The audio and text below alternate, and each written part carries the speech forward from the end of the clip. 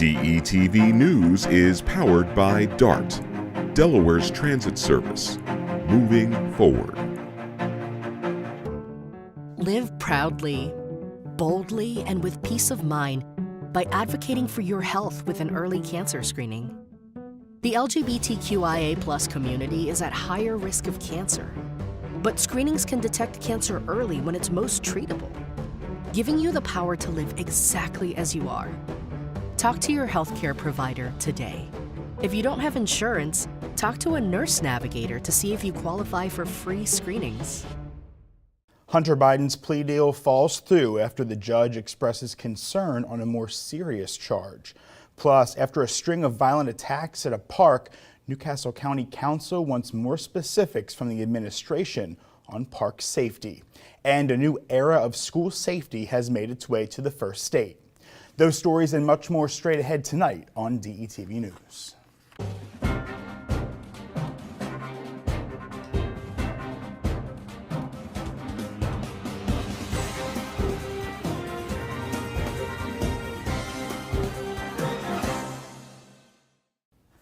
Hello and welcome to DETV News. I'm Matt Ford. Thanks for being with us this evening. Topping the news today, President Joe Biden's son Hunter Biden and prosecutors agreed to a more limited plea deal over Biden's failure to pay income taxes after a previous agreement fell apart earlier today. The original agreement fell apart when the judge expressed concerns about a provision in that deal that allowed Biden to not be prosecuted for a gun-related charge in a separate case. A Bloomberg reporter posted on X, formerly known as Twitter. CNN reported that the deal fell apart due to ongoing investigations into potential violations of the Foreign Agents Registration Act. Under the more limited deal, it appears that prosecutors could still charge the younger Biden on unrelated issues. Prosecutors allege Hunter Biden did not pay taxes on more than $1.5 million in income in 2017 and 2018, despite owing more than $100,000. He is charged in a separate case with unlawfully owning a firearm while addicted and using a controlled substance, a felony.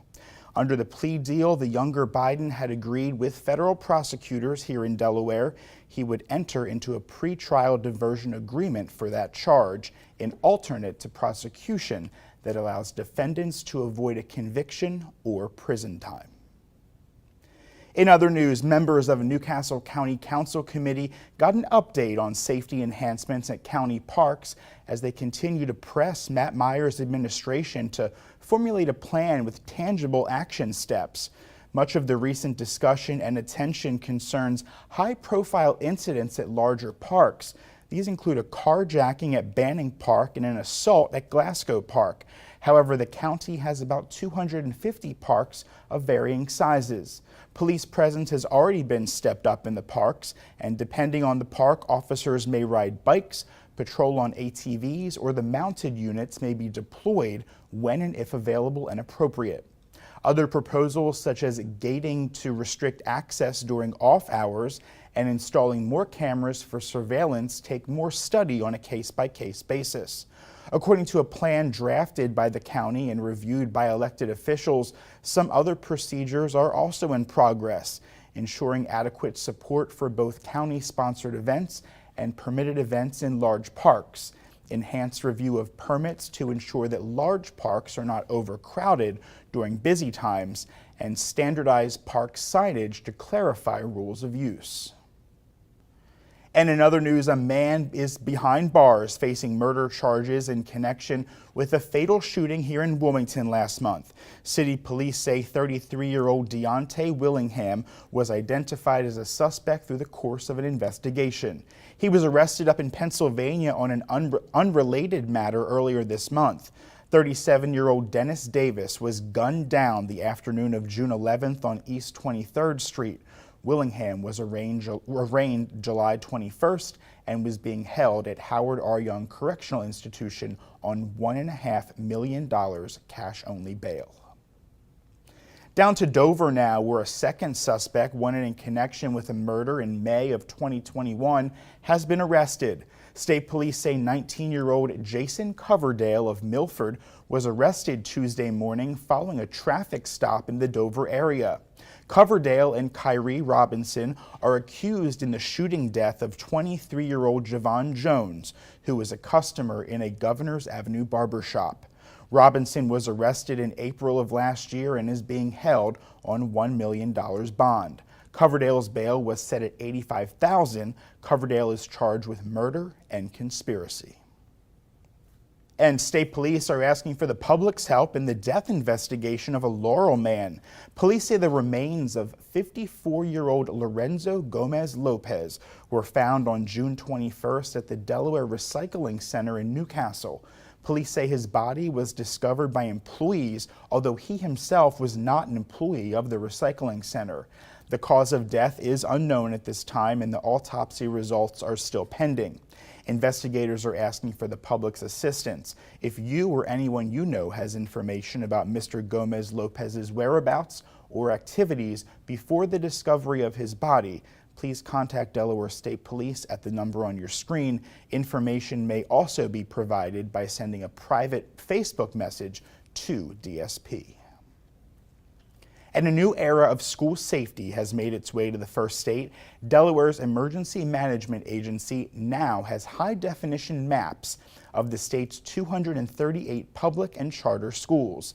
The maps are meant to help first responders be more efficient during emergencies, and the project is a joint effort between DEMA and a New Jersey-based company called the Critical Response Group.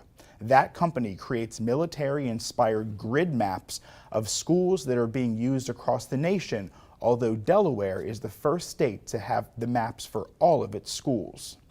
Officials say the maps are not only for active shooter scenarios either. They say if you have a tornado or a building collapse, you are going to need to know where everything is and who could be the most vulnerable population in those areas. The maps can also be used for evacuation plans and during public health emergencies. Now, only first responders and school administrators will have access to these maps. The company has also a maintenance program which will create updated maps if schools here in Delaware make layout changes in the future. To health news now, the LGBTQIA+ community is at a higher risk for cancer, but screenings can be life-saving by helping to detect cancer at an early stage. Many cancers don't have symptoms, so getting screened increases your odds of finding and treating cancer before it threatens your life. Now, if you don't have insurance or if your insurance doesn't pay for cancer screenings, a program called Screening for Life can provide you with the screenings you need. Nurse navigators are also available to make the process easier by helping you get screened and by providing follow-up help when you get your results. You are urged to talk to your healthcare provider about this today. If you don't have insurance, you can talk to a nurse navigator to see if you qualify for the free screenings. To learn more, simply visit healthydelaware.org/LGBTcancer. And over to community news. The camaraderie between Delaware's police and communities in the first state will be celebrated next Tuesday, August 1st. For the 8th straight year, the first state will participate in National Night Out, where citizens throughout the state and across the nation are asked to turn on their front porch lights and spend the evening outside with neighbors and law enforcement. The event will be from 6 to 8 p.m. and the community building campaign promotes strong partnerships between police and the communities that they serve, as well as building neighborhood trust and friendliness to make the first state a safer, more caring place to live and work. In addition to socializing, the night is a chance for the public to learn about what local first responders do on a day-to-day basis. Agencies will be showcasing some of their equipment as well as specialized units. You can head to National Night Out's website to find a listing of local police agencies participating. And before we go this evening, calling all Delawareans ages 18 to 24. Your chance to advance with the American Dream Academy and Learner Support Initiative awaits. The American Dream Academy is a free scholarship program that offers online self-paced technology training courses. The customized Learner Support Initiative is designed to provide eligible young adult Delawareans with the coaching and encouragement essential to completing the course on time and earning the industry-recognized technology credential. The first 100 eligible Delaware residents will be accepted and begin training in mid-September. Apply before 5 p.m. on August 11th. The courses are perfect for workforce prerequisites and are your stepping stones to success. You can learn more this Thursday, July 27th from 1 to 3 p.m. at the Commons at the Wilmington Public Library.